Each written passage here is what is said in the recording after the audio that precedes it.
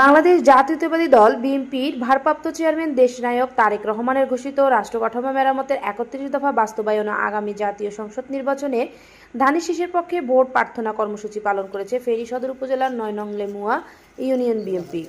সোমবার ৩রা নভেম্বর সকালে ইউনিয়নের ৫ নং ওয়ার্ডের নেওয়াজপুর গ্রামে বিএনপির ও অঙ্গ সংগঠনের নেতাকর্মীরা লিফলেট বিতরণ ও গণসংযোগ পরিচালনা করেন।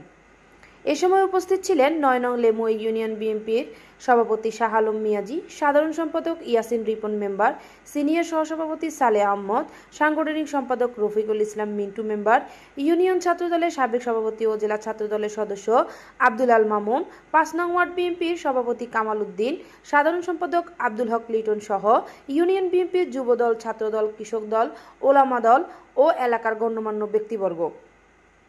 নেতৃবৃন্দ বলেন, দেশনায়ক তারেক রহমানের ৩১ দফা বাস্তবায়নই জনগণের মুক্তির রূপরেখা। আমরা ঘরে ঘরে গিয়ে বিএনপির বার্তা পৌঁছে দিচ্ছি। তারা আরও বলেন, আগামী জাতীয় সংসদ নির্বাচনে ধানের শীষে ভোট দিয়ে দেশের গণতন্ত্র, ন্যায় বিচার ও জনগণের অধিকার প্রতিষ্ঠায় বিএনপিকে জয়ী করতে হবে।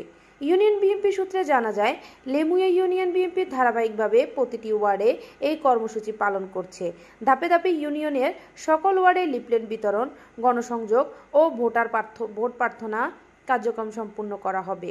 স্থানীয় জনগণের উপস্থিতি ও উৎসাহে কর্মসূচিটি প্রাণবন্ত হয়ে ওঠে।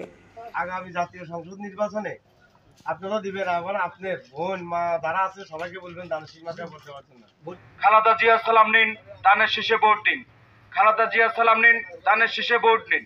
তারেক রহমানের সালাম দিন, ধানের শীষে ভোট দিন।